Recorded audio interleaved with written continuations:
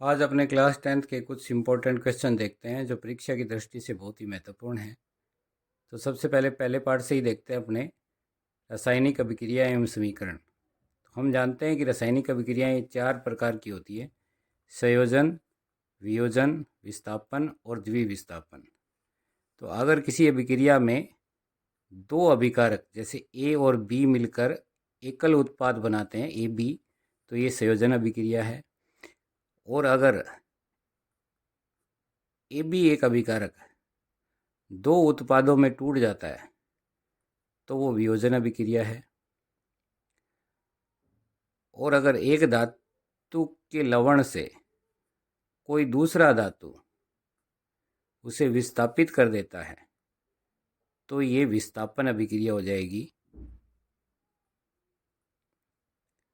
और अगर किसी अभिक्रिया में आयनों का आदान प्रदान होता है तो वो द्विविस्थापन अभिक्रिया हो जाएगी। जैसे ए बी एक यौगिक है और सी डी एक यौगिक है, तो इसमें ए आयन है, बी भी आयन है और यहाँ सी भी आयन है और डी भी आयन है। तो यहाँ पर आयनों का अगर आदान प्रदान हो जाता है तो ये द्विविस्थापन अभिक्रिया हो जाएगी। जैसे इसे बन जाए ए डी और सी बी, तो ये द्विविस्थापन अभिक्रिया हो जाएगी। तो इस हिसाब से अपने ये 15 अभिक्रियाएं हैं। इसमें से हम देखते हैं कि कौन सी संयोजन है, कौन सी वियोजन है, कौन सी विस्थापन है और कौन सी द्विविस्थापन है। तो पहली अभिक्रिया में जो पीबी है वो CuCl2 में से Cu को विस्थापित कर रहा है, तो ये अभिक्रिया हो जाएगी विस्थापन। दूसरी अभिक्रिया में Mg और O2 आपस में जुड़कर MgO बना रहे हैं, तो ये अभिक्रिया हो जाएगी संयोजन।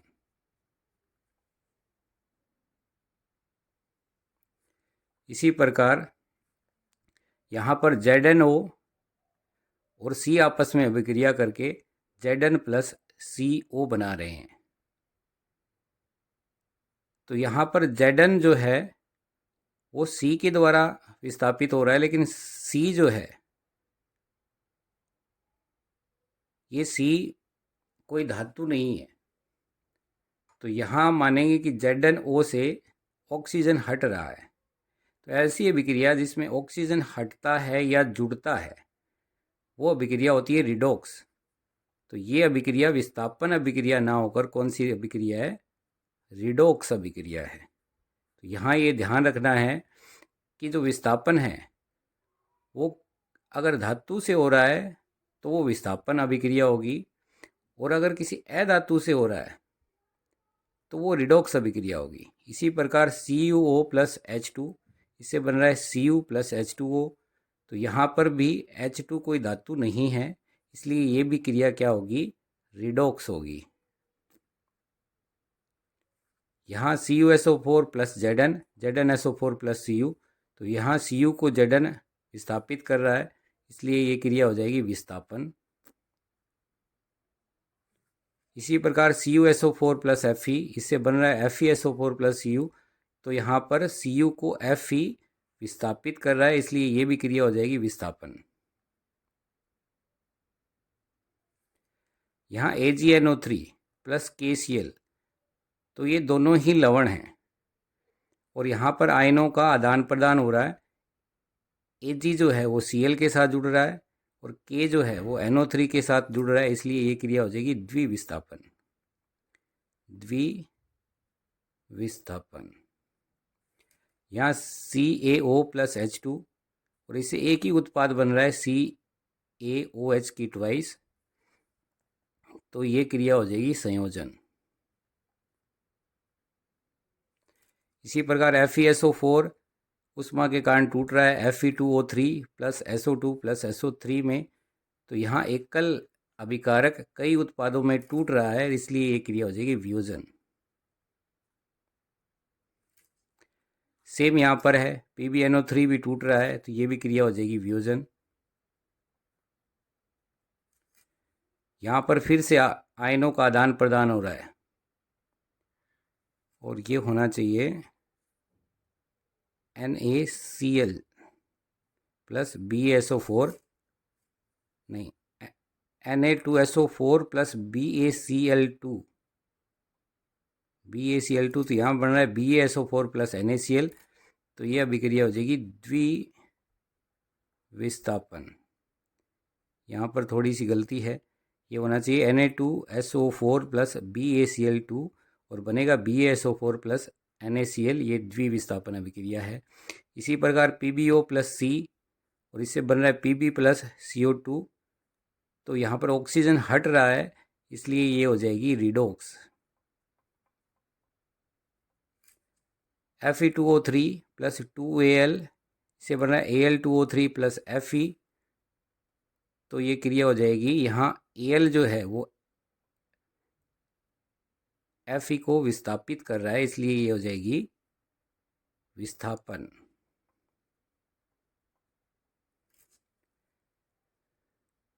MnO2 प्लस HCl, इससे बन रहा है MnCl2 plus H2O plus Cl2, तो यहाँ HCl जो है इसमें कोई भी धातु नहीं है, तो ये क्रिया हो जाएगी रिडोक्स।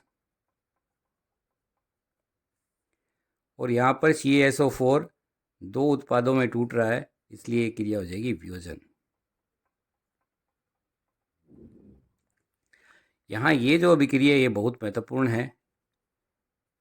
Fe2O3 प्लस Al2, इससे बन रहा है Al2O3 प्लस Fe। इस अभिक्रिया को कहते हैं थर्मिट रिएक्शन।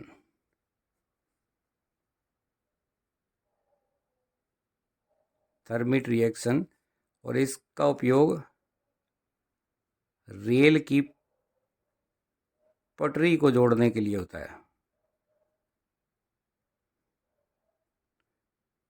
रेल की पटरी को जोड़ने में, तो ये 15 रिएक्शन है, इसको आप बहुत अच्छे से याद कर लो कि कौन सी विस्थापन है, कौन सी संयोजन है, कौन सी रिडोक्स है, और आपको समझ में आ गया होगा ये कि कैसे ये क्रियाएं होती हैं।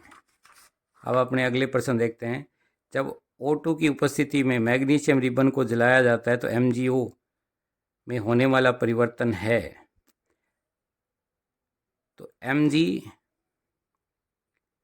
प्लस O2 और इससे बन रहा है MgO, इसलिए ये अभिक्रिया है ऑक्सीकरण। तो इसका सेकंड उत्तर हो जाएगा।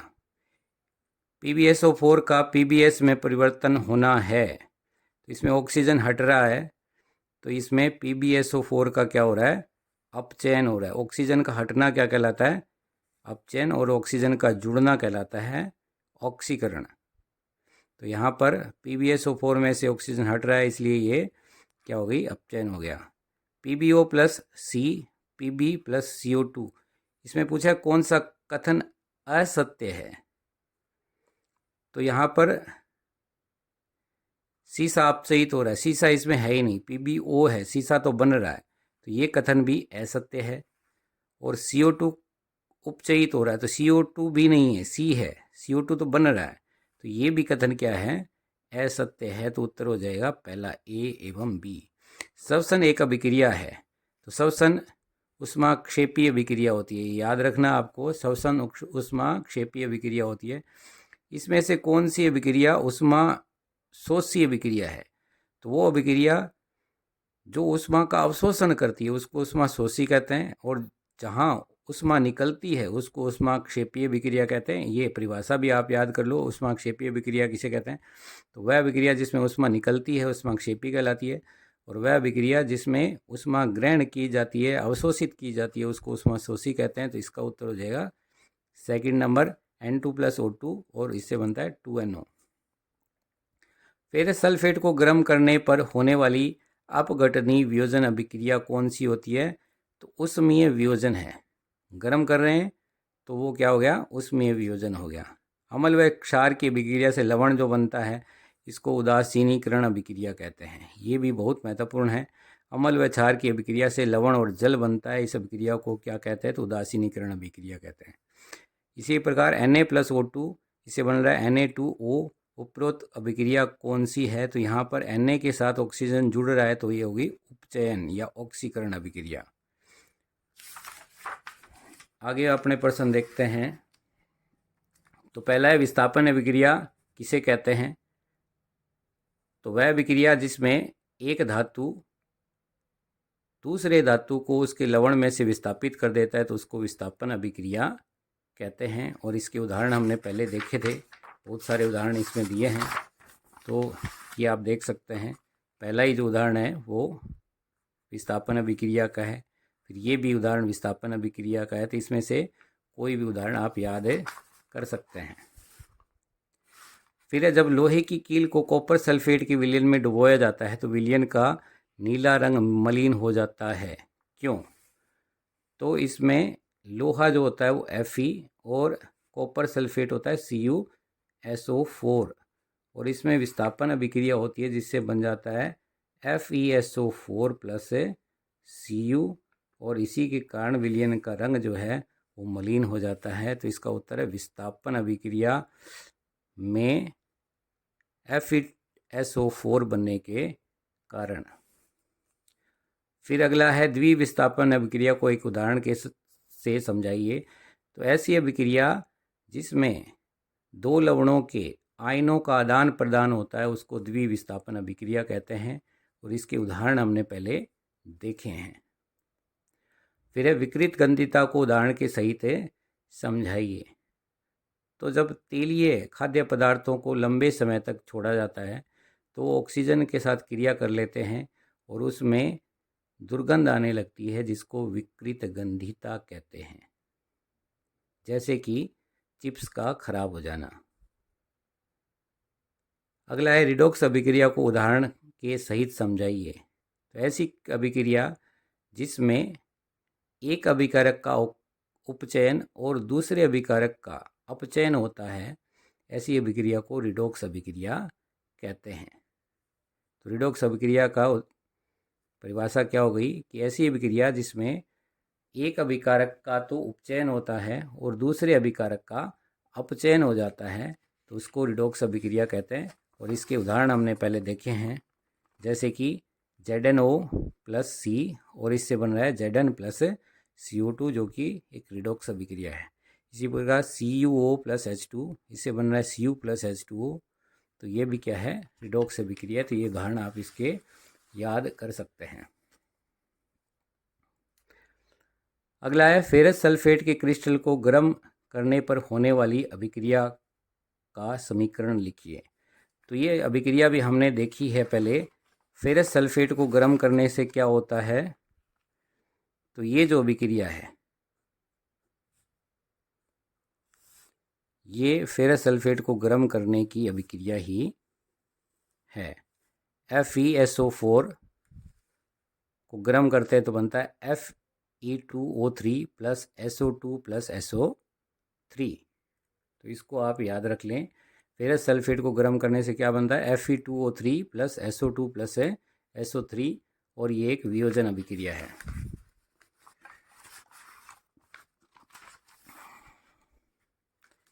इसी प्रकार अगला जो क्वेश्चन है, जल के विद्युत अपघटन से इलेक्ट्रोड पर कौन सी गैस मुक्त होती है? तो इसमें कैथोड पर तो होती है H2 और एनोड पर होती है O2।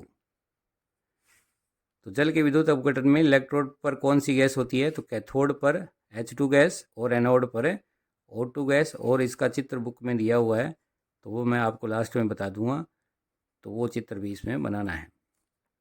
अगला प्रश्न है, श्वेत रंग का पदार्थ X सूर्य के प्रकाश की उपस्थिति में धूसर रंग का पदार्थ Y में परिवर्तित हो जाता है और Cl2 गैस मुक्त होती है। तो X और Y क्या है?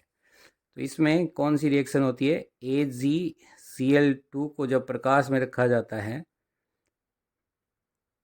AgCl2 श्वेत रंग का होता है, और जब इसको प्रकाश में रखा जाता है तो ये बदल जाता है Ag प्लस Cl2 में, और ये धूसर रंग का होता है। तो यहाँ X क्या है? AgCl2 सूर्य, और Y में परिवर्तित हो जाता है, तो Y क्या है? Ag। यह किस प्रकार की रासायनिक अभिक्रिया है? तो यहाँ पर क्या हो रहा है?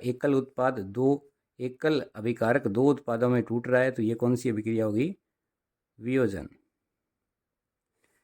अगला क्वेश्चन है एक्स। एक्स कोई लवण है जो कि सूर्य के प्रकाश में Ag+Y में परिवर्तित हो रहा है।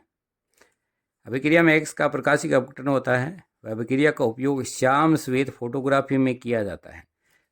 तो श्याम श्वेत अभिक्रिया में Ag_Br2 का प्रयोग किया जाता है। तो यहाँ एक्स क्या हो गया, Ag_Br2। और y पूछा है तो इसमें क्या बनता है, Ag_Br2 को सूर्य के प्रकाश में रखने पर Ag+Br2।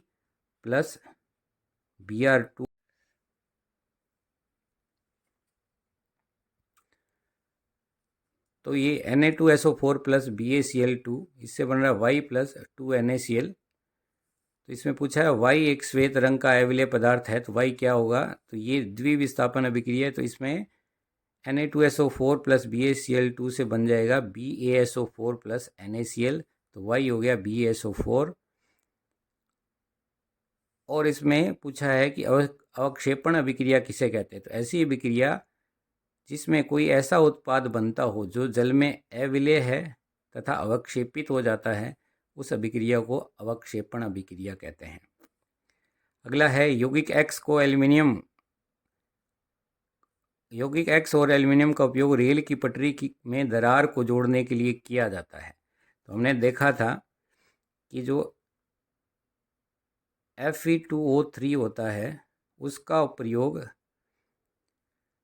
रेल की पटरियों की दरारों को भरने के लिए किया जाता है। और यह अभिक्रिया होती है Al, और इससे बन जाता है Al2O3 + Fe। और इस अभिक्रिया को थर्मिट रिएक्शन कहते हैं, जो हमने पहले भी देखा था, है ना। देखो ये मैंने बताया था आपको, Fe2O3 + 2Al, इससे बनेगा Al2O3 + 2Fe। इसको थर्मिट रिएक्शन कहते हैं और रेल की पटरियों को जोड़ने के लिए इसका प्रयोग किया जाता है। तो X क्या हो गया, Fe2O3। अभिक्रिया का नाम लिखिए, तो कौन सी अभिक्रिया ये, थर्मिट अभिक्रिया।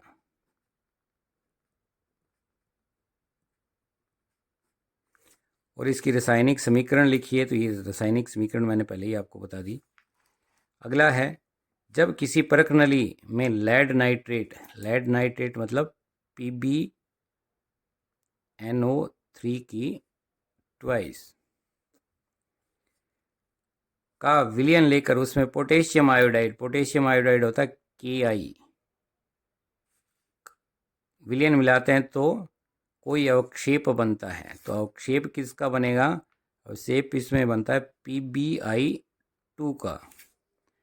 तो अवक्षेपित यौगिक का नाम हो गया PbI2, और इसमें साथ में बनेगा KNO3। और इसको संतुलित करना है तो यहाँ 2 लग जाएगा और यहाँ पर भी 2 लग जाएगा, तो ये समीकरण संतुलित होगी। अगला प्रश्न है, बिना बुझा हुआ चूना जल से अभिक्रिया करके कोई विलयन X बनाता है। तो बिना बुझा हुआ चूने का सूत्र होता है CaO, और जल के साथ अभिक्रिया करेगा तो +H2O, और इससे बनता है CaOH की ट्वाइस। तो X हो गया CaO बिना बुझा हुआ चूना, X हो गया CaOH की ट्वाइस। क्या बनता है, CaOH की ट्वाइस कोई विलयन X बनाता है। तो विलयन में क्या बन रहा है, CaOH की ट्वाइस। इस विलयन का उपयोग दीवारों पर सफेदी करने के लिए किया जाता है। जब ये वायु से धीमी अभिक्रिया कर वायु यौगिक बनाता है, तो ये CaOH की जो ट्वाइस है, ये वायु में CO2 जो होती है इससे क्रिया करके बना लेता है CaCO3 + H2O। तो इससे दीवारें पर चमक आ जाती है। तो X क्या है, X हो गया CaOH की ट्वाइस, और Y क्या है, Y हो गया CaCO3। X व Y बनने की रासायनिक समीकरण लिखिए। तो X बनने की समीकरण तो ये है, Y बनने की समीकरण ये है। ये किस प्रकार की अभिक्रियाएं हैं, तो ये है संयोजन अभिक्रिया। कौन सी अभिक्रिया है, संयोजन। संक्षारण किसे कहते हैं, तो किसी धातु का नमी में या अम्ल या क्षार की उपस्थिति में धीरे धीरे खराब हो जाना क्या कहलाता है, संक्षारण कहलाता है। किसी धातु का नमी, अम्ल या क्षार की उपस्थिति में धीरे धीरे खराब हो जाना क्या कहलाता है? संक्षारण कहलाता है। नीचे दी गई अभिक्रियाओं में से किसका ऑक्सीकरण व किसका अपचयन हो रहा है? तो ये आपको देखना है। तो पहला है PbO प्लस C। तो PbO से Pb बन रहा है, तो इसका तो हो रहा है अपचयन, और C के साथ ऑक्सीजन जुड़ रहा है तो इसका हो रहा है उपचयन। इसी प्रकार CuO प्लस H2 और Cu प्लस H2 बन रहा है, तो Cu से ऑक्सीजन हट रहा है CuO से, तो इसका तो हो रहा है अपचयन, और हाइड्रोजन के साथ ऑक्सीजन जुड़ रहा है तो इसका हो रहा है उपचयन। इसी प्रकार ZnO का हो रहा है अपचयन और C का हो रहा है उपचयन। इसमें MnO2 प्लस HCl, तो MnO2 से ऑक्सीजन हट रहा है तो इसका हो गया अपचयन और इसका हो गया उपचयन। अब अगली अभिक्रियाएं जो कि किसकी अभिक्रिया संक्षारण की। तो अगर संक्षारण की अभिक्रियाओं के उदाहरण भी पूछे तो ये संक्षारण की अभिक्रियाएं हैं। Cu प्लस CO2, इससे हरा पदार्थ बनता है। तो ये हरा पदार्थ क्या है? X क्या है? CO3 या Cu2CO3। Ag Y से क्रिया करके Ag2S बनाता है, तो Y क्या है? तो Ag सल्फर से क्रिया करके, किससे क्रिया करके? S से, सल्फर से, तो ये हो जाएगा Ag प्लस S, और ये अभिक्रिया बनेगा Ag2S जो कि काले रंग का होता है। यह अभिक्रिया FeSO4 उष्मा से इसका अपघटन होता है, तो Fe2O3SO2 प्लस SO3 बनता है, तो यहाँ पर Z क्या हो गया? SO3 हो गया। तो ये अभिक्रिया भी आपको याद रखनी है। तो ये पहले पार्ट के इम्पोर्टेंट क्वेश्चन है, हो गए। अब अपने देखते हैं दूसरे पार्ट के कुछ इम्पोर्टेंट प्रश्न। तो जिप्सम को कितने ताप पर गर्म करने पर प्लास्टर ऑफ पेरिस बनता है? तो 373 केल्विन पर। तो इसका उत्तर हो गया पहला। आसूत जल का पीएच कितना होता है? तो आसूत जल उदासीन होता है, उदासीन पीएच होता है 7। उस पदार्थ का नाम बताइए जो क्लोरीन से क्रिया करके विरंजक चूर्ण बनाता है। तो ये होता है कैल्शियम हाइड्रोक्साइड या CaOH की ट्वाइस। धावन सोडा में क्रिस्टल जल कितने होते हैं? तो 10 होते हैं। धावन सोडा का सूत्र क्या होता है? Na2CO3 डॉट 10 H2O, और डॉट के बाद जितने भी H2 होते हैं वो क्रिस्टल जल होते हैं। तो यहाँ पर क्रिस्टल जल कितने होंगे? 10। अपच का उपचार करने के लिए किसका प्रयोग किया जाता है? एंटासिड का, और इसको क्या कहते हैं? मिल्क ऑफ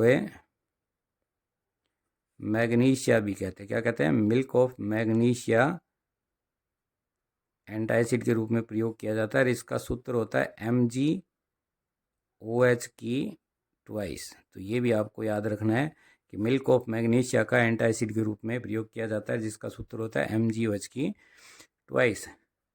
दांतों के इनेमल का क्षय प्रारंभ हो जाता है कितने पीएच से? 5.5 से कम होने पर। अब ये बहुत महत्वपूर्ण प्रश्न है, वेरी वेरी इंपॉर्टेंट।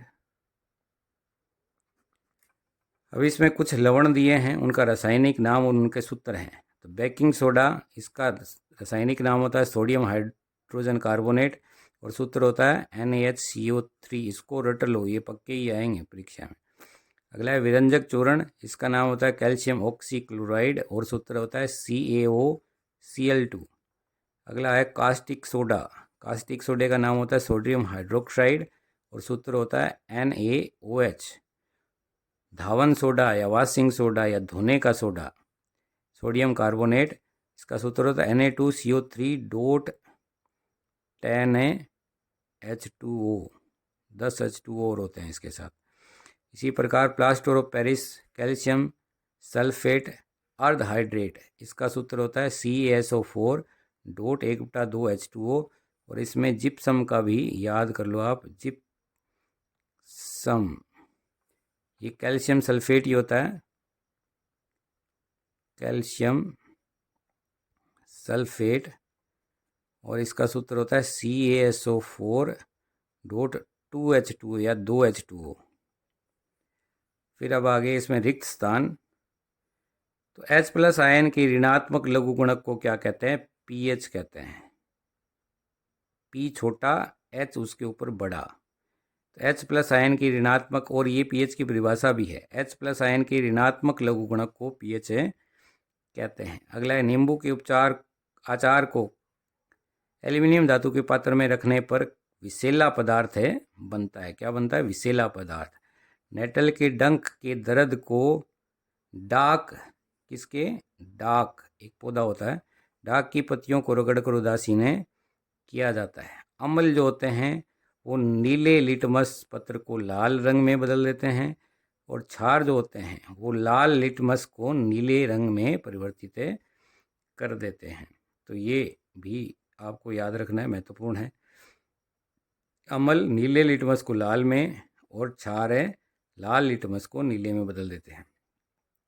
अम्लीय पदार्थों का पीएच मान 7 से कम होता है, ये भी बहुत महत्वपूर्ण है। और ये अम्ल क्षार के अंतर भी हैं, अगर अंतर पूछे जाएं तो ये अंतर हम 2 लिख सकते हैं।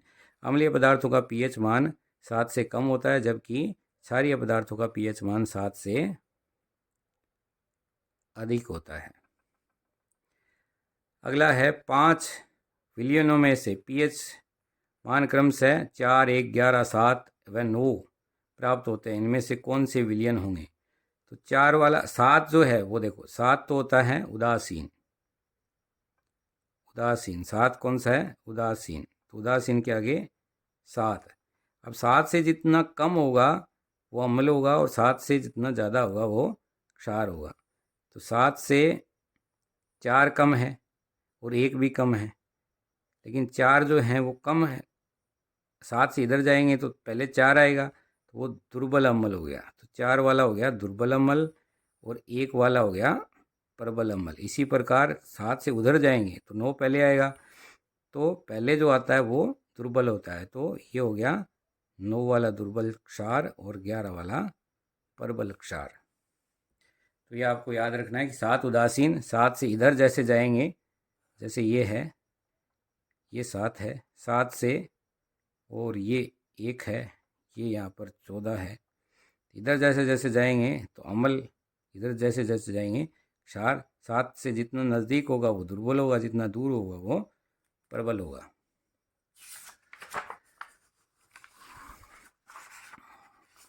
अगले प्रश्न, प्रबल अम्ल, प्रबल क्षार, दुर्बल अम्ल और दुर्बल क्षार के उदाहरण लिखिए। तो प्रबल अम्ल का उदाहरण HCl, प्रबल क्षार का उदाहरण NaOH, दुर्बल अम्ल का उदाहरण है CH3COOH, और दुर्बल क्षार का उदाहरण है MgOH की होल ट्वाइस।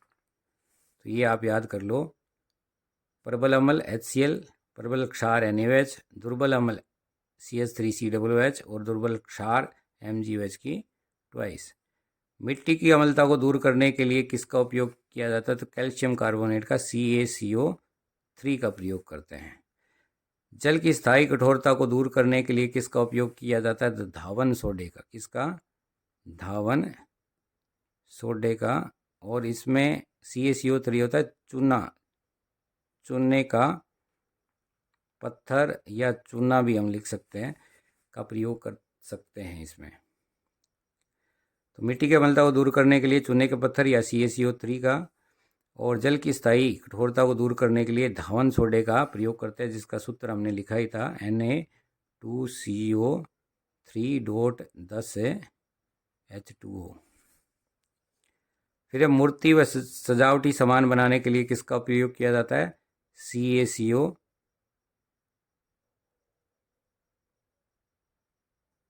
मूर्ति व सजावटी सामान बनाने के लिए जिप्सम का प्रयोग किया जाता है। किसका प्रयोग किया जाता है? जिप्सम का। नहीं, जिप्सम तो इसमें बनता है, इसमें प्लास्टर ऑफ पेरिस या POP का उपयोग किया जाता है। किसका उपयोग किया जाता है? POP या प्लास्टर ऑफ पेरिस का, जिसका सूत्र अभी हमने पढ़ा था। ये देखो CaSO4.1/2H2O, इसका प्रयोग है सजावटी सामान बनाने में किया जाता है। तो मूर्तियाँ व सजावटी सामान बनाने में किसका प्रयोग किया जाता है? पीओपी का या प्लास्टर ऑफ पेरिस का। पेयजल के शुद्धिकरण में किस रसायन का उपयोग किया जाता है? तो इसका उत्तर है विरंजक चूर्ण का। किसका प्रयोग करते हैं? विरंजक चूर्ण का। पीएच स्केल का निर्माण किसने किया था? सोरेनसन ने किया था। और इसकी परिभाषा क्या है कि H+ के ऋणात्मक लघुगुणक को पीएच स्केल कहते हैं। अग्निशामक यंत्र में किसका उपयोग किया जाता है? तो अग्निशामक यंत्र में किसका प्रयोग किया जाता है?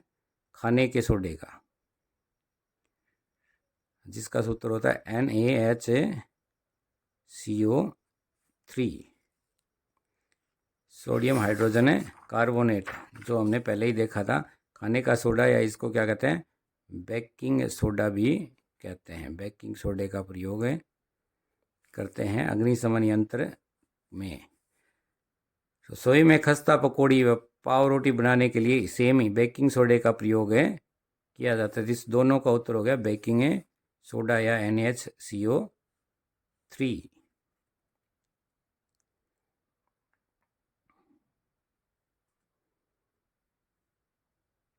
अगला प्रश्न है, क्लोर क्षार अभिक्रिया किसे कहते हैं?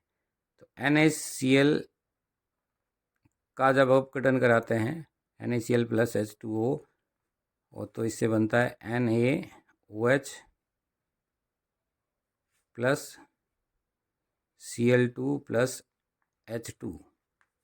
बहुत महत्वपूर्ण अभिक्रिया है, इसको क्लोर क्षार अभिक्रिया कहते हैं। NaCl + H2O, NaOH + Cl2 + H2 कौन सी अभिक्रिया है? क्लोर क्षार अभिक्रिया है।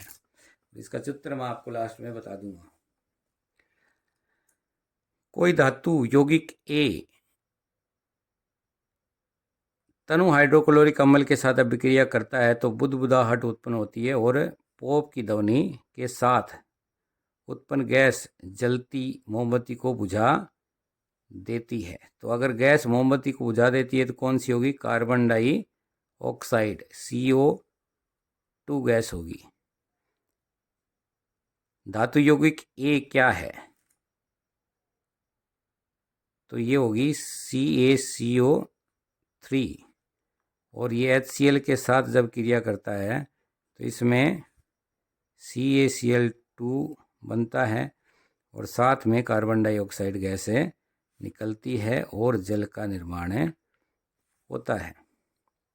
यदि उत्पन्न यौगिक में एक कैल्शियम क्लोराइड है, ये देखो ये यौगिक कैल्शियम क्लोराइड बन रहा है इसमें, तो इस क्रिया को संतुलित, इसकी समीकरण को संतुलित आपको करना है। तो यहाँ 2 लगा देंगे, H2O, समीकरण संतुलित हो गई। तो ये समीकरण है। दैनिक जीवन में पीएच के महत्व, तो एक तो 5.5 से अगर पीएच मुंह की कम हो जाती है तो दंत क्षय होता है, ये हम लिख सकते हैं। एक तो ये महत्व हो गया। दूसरा कि अगर पेट के अंदर अम्ल की मात्रा बढ़ जाती है तो उससे अम्लता उत्पन्न हो जाती है, जिसको एंटासिड ग्रहण करके कम किया जा सकता है।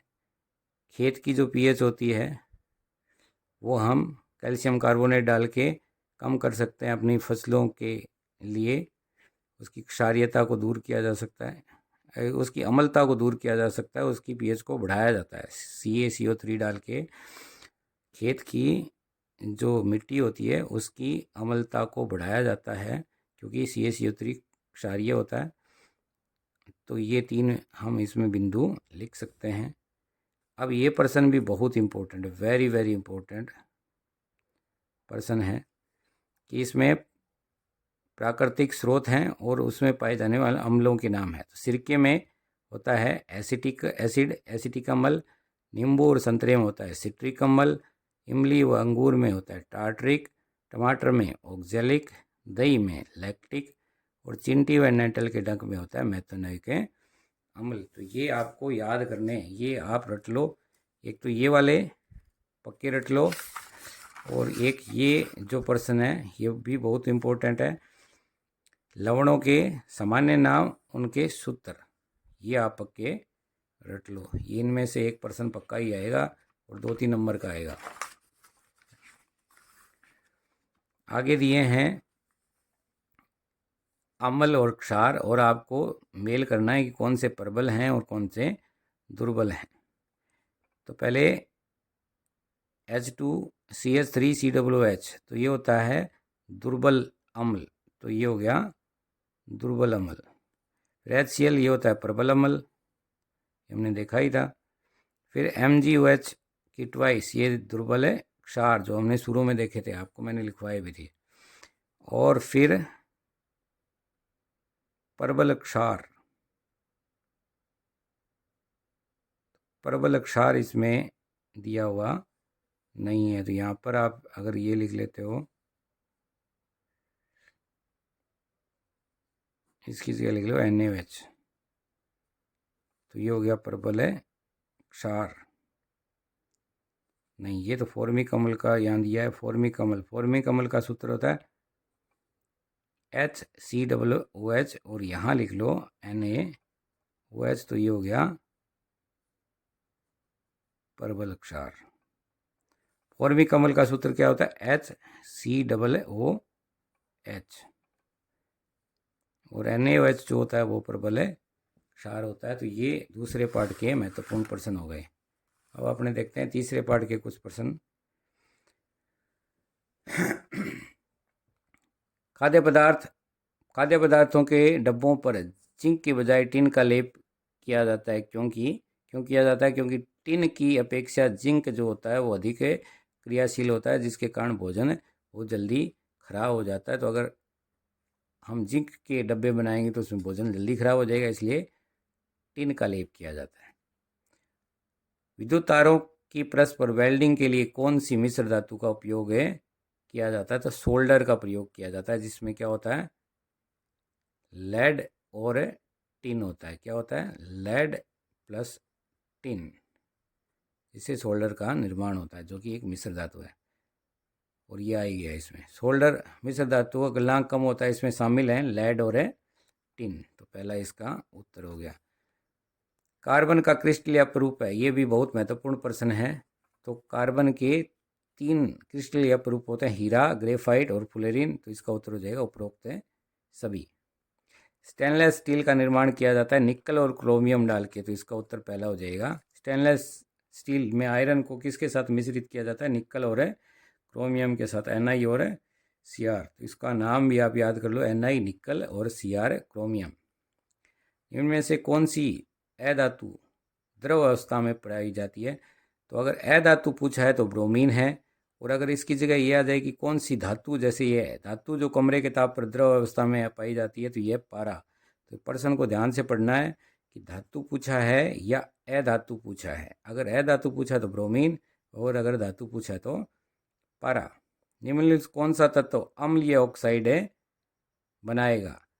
तो जो धातु होते हैं वो क्षारीय ऑक्साइड बनाते हैं, और जो अधातु होते हैं वो अम्लीय ऑक्साइड बनाते हैं। तो इसमें सोडियम धातु है, लिथियम भी धातु है, पोटेशियम भी धातु है, कार्बन अधातु है। तो इसका उत्तर हो जाएगा 4, क्योंकि कार्बन अधातु है तो वो अम्लीय ऑक्साइड का निर्माण करता है। और ये जो तीनों धातुएं हैं, सोडियम, लिथियम और पोटेशियम, इनको चाकू के द्वारा काटा जा सकता है। तो ये भी प्रश्न पूछा जाता है कि कौन से धातु हैं जिनको चाकू के द्वारा काटा जाता है? सोडियम, लिथियम और पोटेशियम, जिनको चाकू के द्वारा काटा जा सकता है। वायु में लंबे समय तक रखने से सिल्वर की वस्तुएं काली हो जाती है, किस लिए? Ag2S के बनने से, सिल्वर सल्फाइड के बनने से, Ag2S के बनने से ऊपर से वो काली हो जाती हैं। एक्वारेजिया बहुत महत्वपूर्ण प्रश्न है। एक्वारेजिया किसे कहते हैं? तो सांद्र HCl और HNO3 को अगर हम 3:1 में मिलाएं, किस अनुपात में? 3:1 में मिलाएं, तो एक्वारेजिया हमें प्राप्त होता है, जो सोने को गलाने के काम में आता है। सोना और किसी चीज़ से नहीं गलता, एक्वारेजिया से ही उसको गलाया जा सकता है। और उसमें क्या होता है? 3 भाग सांद्र HCl और 1 भाग सांद्र HNO3। अगला प्रश्न है, कोई धातु ऑक्सीजन के साथ अभिक्रिया करके उच्च गलनांक वाला यौगिक बनाती है। यह यौगिक जल में विलय है। यह तत्व क्या हो सकता है?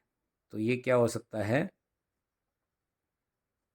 ये कैल्शियम हो सकता है। ये ऑक्सीजन के साथ क्रिया करके CaO बनाता है, जो कि उच्च गलनांक का होता है। निम्न में से आयनिक यौगिक नहीं है। KCl आयनिक है, CaCl, NaCl भी आयनिक है, AgCl भी आयनिक है, CCl4 ये सहसंयोजक है, ये आयनिक यौगिक है नहीं है। तो इसका उत्तर हो जाएगा CCl4। अगले कुछ प्रश्न है। धातु तथा अधातुओं में इलेक्ट्रॉन के आदान प्रदान से बने, क्या? आदान प्रदान से बने यौगिक को आयनिक यौगिक कहते हैं। दो या दो से अधिक धातुओं के समांगी मिश्रण को, किसे? समांगी मिश्रण को मिश्र धातु कहते हैं। आयनिक यौगिकों का गलनांक व कथनांक बहुत अधिक होता है, क्योंकि विपरीत आवेशित आयनों में मजबूत आकर्षण होता है। क्या होता है? मजबूत है आकर्षण होता है।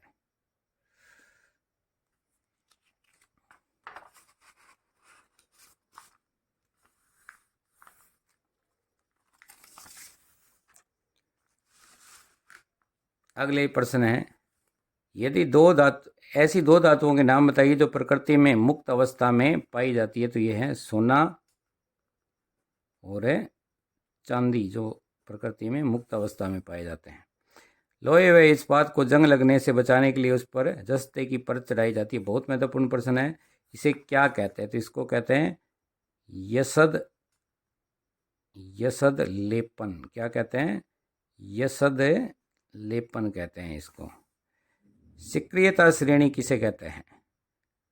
तो धातुओं को उनकी क्रियाशीलता के आधार पर अवरोही क्रम में जचाना, सक्रियता श्रेणी। अवरोही क्रम में जचाने से जो हमें श्रेणी प्राप्त होती है उसको सक्रियता श्रेणी कहते हैं। तो धातुओं को उनके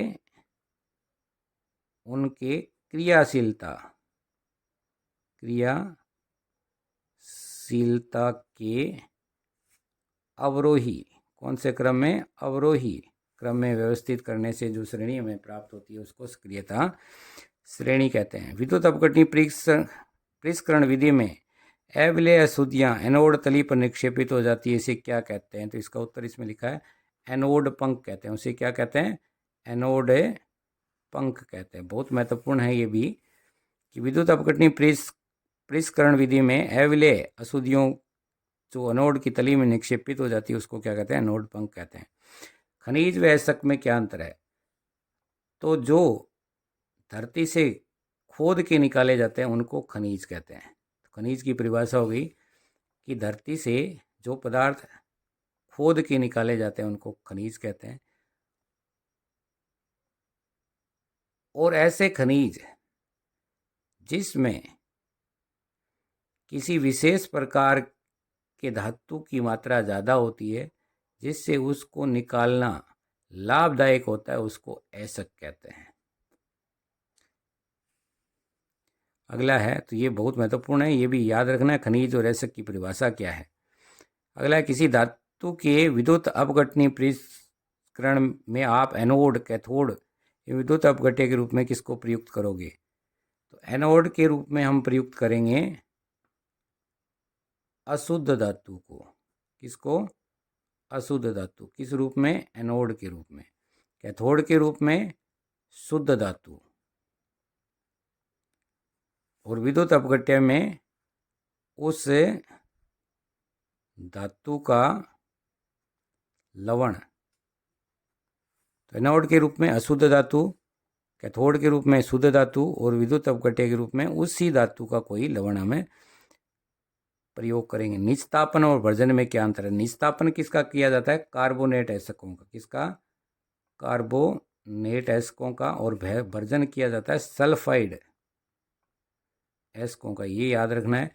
तो कार्बोनेट अयस्कों को वायु की सीमित मात्रा में गर्म करने पर वो धातु ऑक्साइड में परिवर्तित हो जाते हैं, जिसको निस्तापन कहते हैं। निस्तापन किसे कहते हैं कि किसी धातु के कार्बोनेट अयस्कों को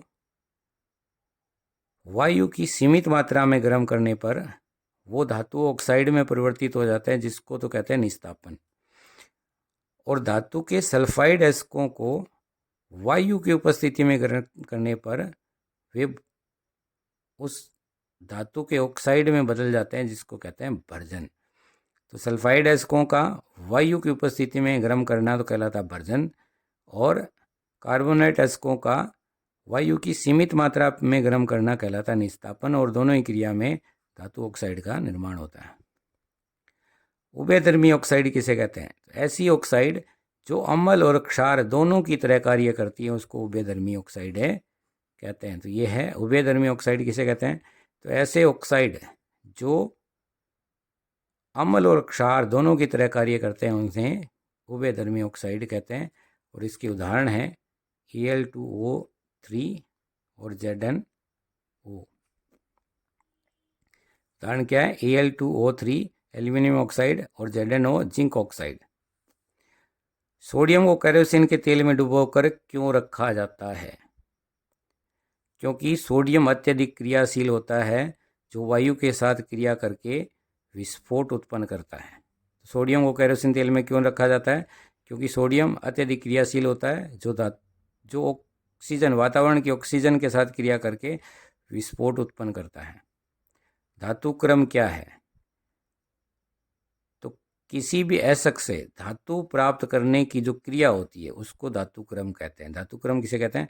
किसी ऐसक से धातु प्राप्त करने की सभी क्रियाएं मिलकर धातु क्रम कहलाती। गैंग से आप क्या समझते हैं? तो ऐसक के अंदर मिट्टी, कंकड़, पत्थर, ये सब अशुद्धियाँ होती हैं, जिसे क्या कहते हैं? गैंग कहते हैं। गैंग किसे कहते हैं? ऐसक के अंदर मिट्टी, कंकड़ आदि जो अशुद्धियाँ होती हैं, उसे गैंग कहते हैं। अगला प्रश्न है, कॉपर के विद्युत अपघटनी पृष्ठ, ये तो चित्र बनाना है, तो ये मैं आपको लास्ट में बता दूंगा। अगला है, एक तत्व ए ऑक्साइड A2O3 बनाता है, जो अम्लीय प्रकृति का है। धातु या अधातु के रूप में ए को पहचानिए। तो अम्लीय प्रकृति का अगर ऑक्साइड है तो ए क्या होगा? अधातु होगा, क्योंकि धातु जो होते हैं वो क्षारीय ऑक्साइड बनाते हैं और अधातु हैं वो अम्लीय ऑक्साइड बनाते हैं। यह ऑक्साइड अम्लीय या क्षारीय किस प्रकृति का होगा? तो इसमें पहले ही लिखा है कि ए ऑक्साइड A2O3 बनाता है, जो अम्लीय प्रकृति का है। प्लेटिनम, सोना, चांदी का उपयोग आभूषण बनाने में क्यों किया जाता है? तो इसके दो रीजन हैं, और दो से भी ज़्यादा रीजन है। पहला तो प्लेटिनम, सोना, चांदी ये वायु से या बहुत कम क्रियाशील होते हैं, इसलिए इनका संक्षारण नहीं होता। प्लेटिनम, सोना, चांदी जो होते हैं ये बहुत कम क्रियाशील होते हैं, इसलिए इनका संक्षारण नहीं होता, ये लंबे समय तक बने रहते हैं, तो इसलिए इनका उपयोग किया जाता है। दूसरा, इसमें आघात वर्ध्यता ज़्यादा होती है तीनों में ही। तीसरा, इनमें तन्यता भी ज़्यादा होती है, सबसे ज़्यादा तन्यता सोने में होती है। अगला है, विद्युत हीटर का तापन तार किसका बना होता है? तो ये किसका बना होता है? नाइक्रोम का। किसका बना होता है? नाइक्रोम का। ये बहुत महत्वपूर्ण है, याद रखना आपको। विद्युत हीटर का तापन तार नाइक्रोम का बना होता है। किसी विद्युत हीटर का क्रोड नहीं चमकता, जबकि तापन तार चमकता है। कैसे? तो जब तापन तार गर्म होता है तो अत्यधिक गर्म होने पर उससे ऊर्जा, प्रकाश ऊर्जा के रूप में निकलने लगती है। किस रूप में? अत्यधिक गर्म होने पर प्रकाश ऊर्जा के रूप में ऊर्जा निकलने लगती है, जिससे वो तार चमकने लगता है। फिर आयनिक यौगिकों के 3 गुण धर्म बताइए। तो पहला, इसके गलनांक व क्वथनांक ज़्यादा होते हैं। पहला तो हो गया, इनके गलनांक और क्वथनांक ज़्यादा होते हैं। दूसरा हो गया, ये भंगुर होते हैं। क्या होते हैं? भंगुर होते हैं। कि थोड़ी सी चोट मारने पर ये टूट जाते हैं। और तीसरा हो गया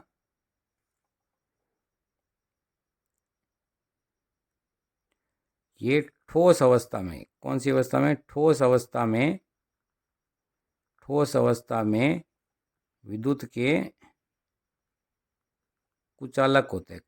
क्या होते हैं? विद्युत के कुचालक होते हैं। विद्युत इसमें से प्रवाहित नहीं होती ठोस अवस्था में। तो ये 3 गुणधर्म हो गए। वर्षा जल विद्युत का चालन करता है, जबकि आसूत जल नहीं करता, क्योंकि वर्षा का जल जो होता है उसका पीएच मान 7 से कम होता है। ये होता है अम्लीय, इसलिए ये विद्युत का चालन करता है। और आसूत जल होता है उदासीन। क्या होता है? उदासीन, जिसका पीएच मान होता है 7, इसलिए ये विद्युत का कुचालक होता है। धातुओं एवं अधातुओं के ऑक्साइड की प्रकृति कैसी होती है? तो धातु ऑक्साइड तो होते हैं क्षारीय। कैसे होते हैं? क्षारीय। और अधातु ऑक्साइड होते हैं अम्लीय। धातु ऑक्साइड का उदाहरण हो गया Na2O। और अधातु ऑक्साइड का उदाहरण हो गया CO2। एक यौगिक जिसका उपयोग टूटी हुई हड्डियों को जोड़ने में प्लास्टर हेतु किया जाता है, तो प्लास्टर ऑफ पेरिस का प्रयोग किया जाता है। POP या प्लास्टर ऑफ पेरिस। यह पदार्थ जल अवशोषित करके कठोर हो जाता है। उस पदार्थ को पहचानिए और रासायनिक सूत्र लिखिए। तो POP या प्लास्टर ऑफ पेरिस का रासायनिक सूत्र था CSO4.1/2H2O। इसके निर्माण की रासायनिक समीकरण लिखिए।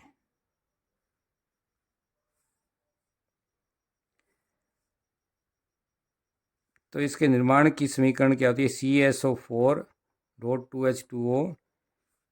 ये जिप्सम, इसको आप गर्म करते हैं कितने पर? 373 केल्विन पर। तो ये बन जाता है POP CSO4.1/2H2O। अगला प्रश्न, निम्न अभिक्रियाओं में पदार्थ X को पहचानिए और ABC के सूत्र लिखिए। तो X Zn से क्रिया करके H2 गैस बनाता है, HCl से क्रिया करके H2O बनाता है। तो ये उदासीनीकरण अभिक्रिया होगी। ये कौन सी होगी? उदासीनीकरण। तो ये कोई क्षार होगा और इसके साथ क्रिया करके भी H2O बनाता है। तो ये भी अम्ल है, ये भी अम्ल है। तो ये दोनों अभिक्रिया उदासीनीकरण है, तो ये पक्का ही कोई क्षार होगा। तो ये हो सकता है NaOH। NaOH Zn से क्रिया करके H2 गैस इसमें से निकलती है। तो ये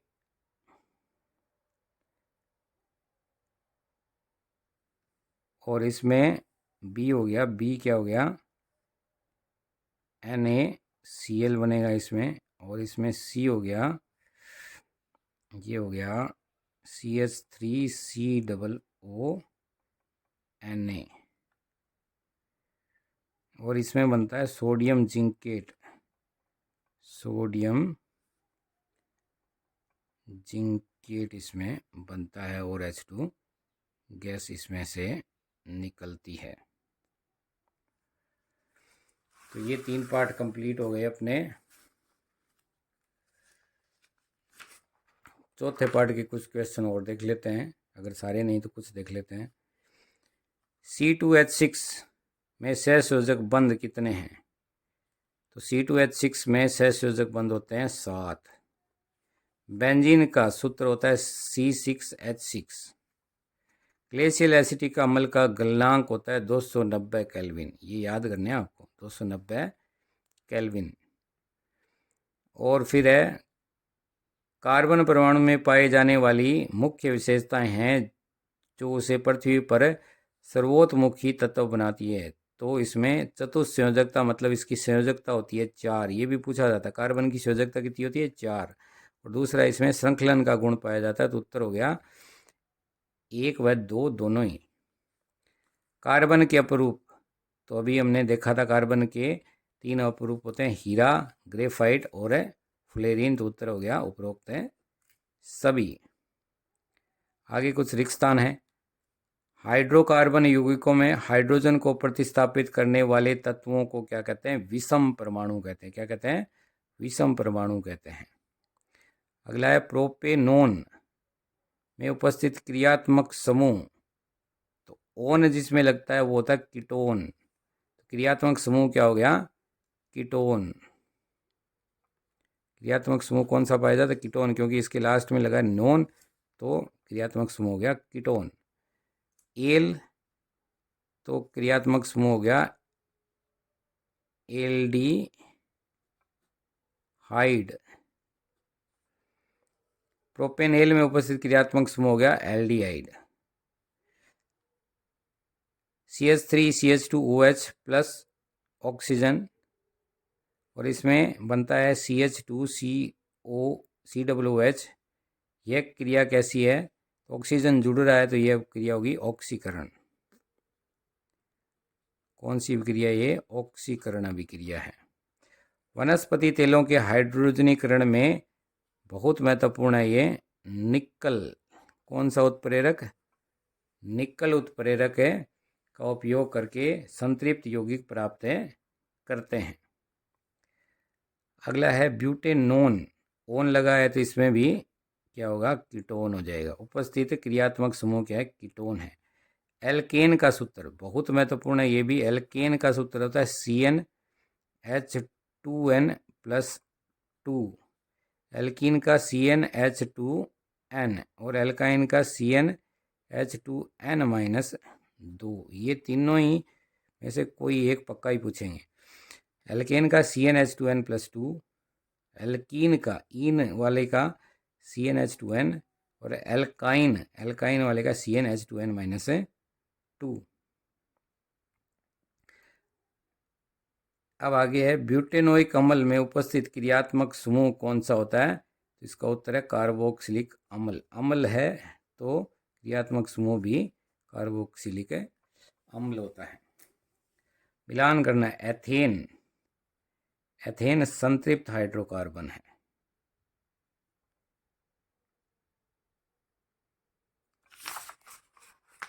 इसमें कुछ इधर है और कुछ है उधर है। हेक्सेन है लंबी श्रृंखला वाला संतृप्त हाइड्रोकार्बन। तो चौथे का ये हो जाएगा। ये तो हो गया चौथे का, ये हो गया पहले का।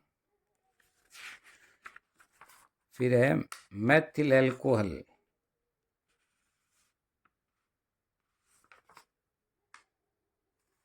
तो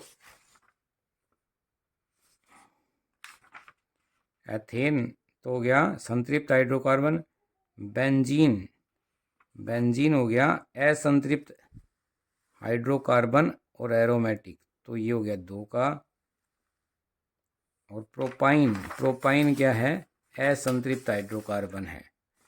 तो ये हो गया 3 का और ये हो गया 5 का। मैथिल एल्कोहल विषम परमाणु युक्त हाइड्रोकार्बन है। अब इनके IUPAC नाम लिखने हैं। तो ये OH है, एल्कोहल है तो O लगेगा। कार्बन कितने? 2 कार्बन होगा तो एथ, नाम हो गया एथेनोल। क्या नाम हो गया?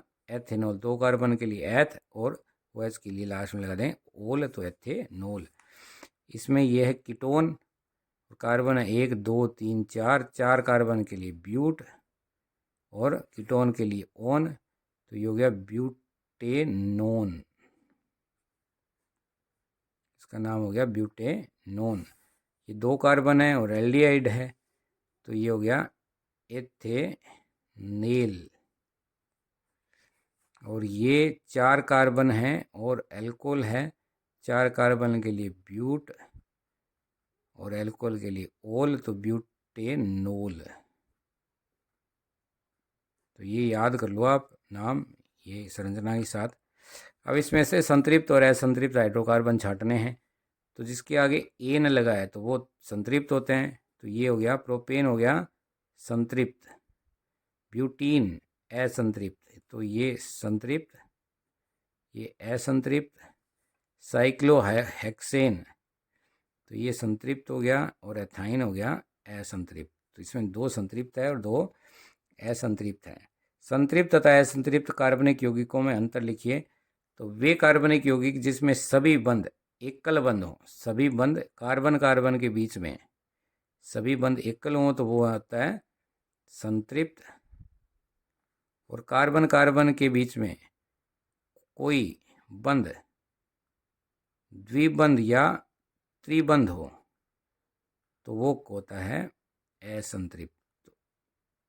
परिभाषा याद रखनी है कि वे कार्बनिक यौगिक जिनके अंदर कार्बन कार्बन के बीच में सभी बंध एकल बंध हों वो तो कहलाता है संतृप्त, और वे कार्बनिक यौगिक जिनमें कार्बन कार्बन के बीच में कोई द्विबंध या त्रिबंध पाया जाता है तो उसको कहते हैं असंतृप्त कार्बनिक यौगिक। सजातीय श्रेणी किसे कहते हैं? तो ऐसी श्रेणी जिसमें एक CH2 अधिक हो या एक CH2 जोड़ने से जो श्रेणी का निर्माण होता है उसको समजातीय श्रेणी कहते हैं। अगला है औद्योगिक उपयोग के लिए तैयार एथेनॉल के दुरुपयोग को रोकने के लिए इसमें क्या मिलाया जाता है? तो इसमें मिलाया जाता है मेथेनॉल। क्या मिलाया जाता है? मेथेनॉल। इस पदार्थ के सेवन का मनुष्य के स्वास्थ्य पर क्या प्रभाव हो सकता है?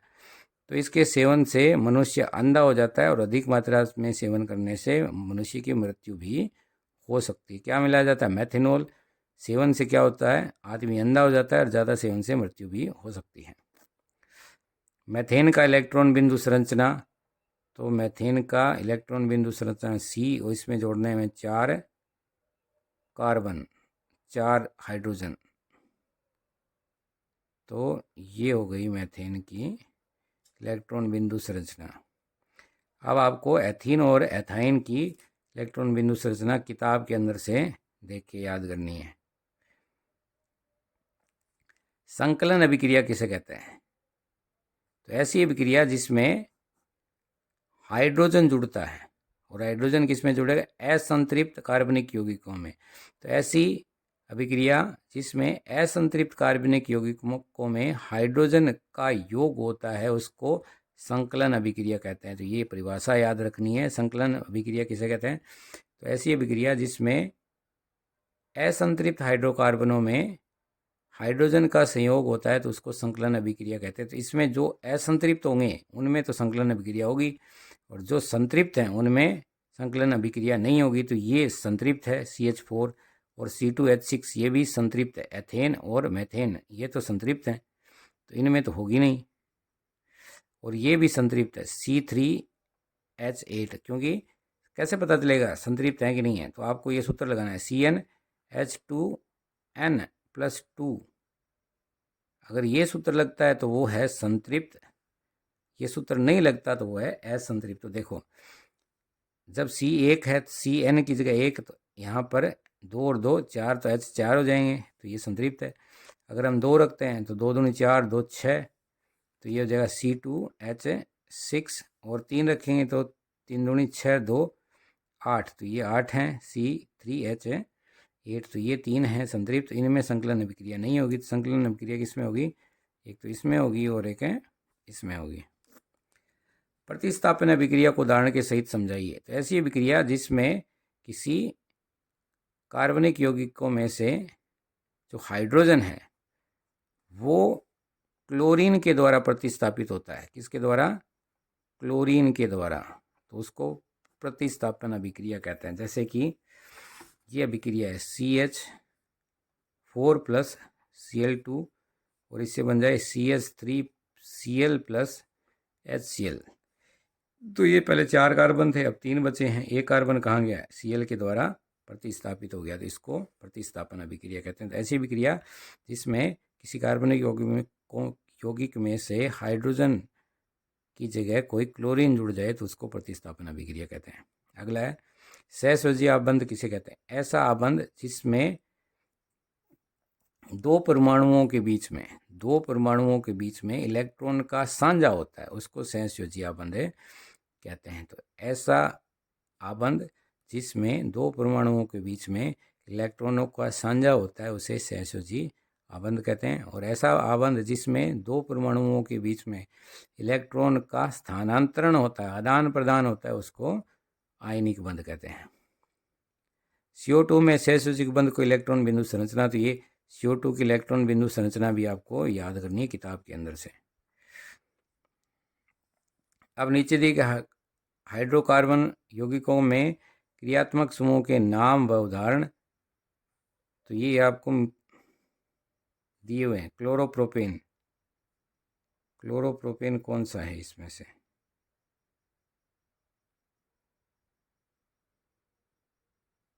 इसमें तो क्लोरोप्रोपेन कोई नहीं है। ये ऐसे अगर हो जाए तो ये क्लोरोप्रोपेन है, और ये ब्रोमोप्रोपेन, तो इसमें भी ये जोड़ना पड़ेगा तभी होगा। प्रोपेनोल, तो 3 कार्बन होंगे तो प्रोपेन होगा ना। तो 1 2 3 CH3 CH2 CH2 और Cl जुड़ गया तो क्लोरो, तो ये हो गया क्लोरोप्रोपेन। इसी प्रकार 3 कार्बन CH3 CH2 CH2 और Br, तो ये हो गया ब्रोमोप्रोपेन। प्रोपेनोल ओल, तो ये हो गया, ये वाला जो है वो है प्रोपेनोल।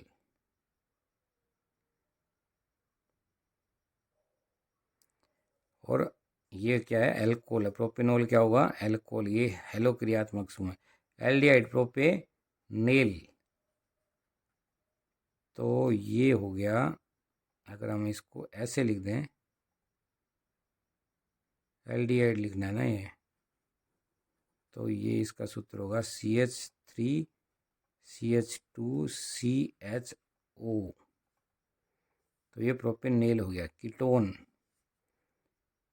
तो ये हो गया कीटोन का सूत्र CH3C CH3, और इस बीच वाले के साथ एक ऑक्सीजन जुड़ा हुआ है, और ये हो गया प्रोपेनोइक अम्ल। तो ये प्रोपेनोइक अम्ल का सूत्र हो गया, तो ये भी आप देख लेना। तो आज अपने इतना ही करते हैं, और इन प्रश्नों को आप लिख लो, अच्छे से याद कर लो। ये 4 पाठों के प्रश्न हैं, तो 1 बार 2 बार 3 बार जितनी भी बार आप इस वीडियो को देखना चाहो देखो, और इन प्रश्नों को तो पक्के से रट लो, याद कर लो। कल अपने 4 और पाठों के प्रश्न हल करेंगे, तब तक आप अच्छे से पढ़ो। Best of luck for exam.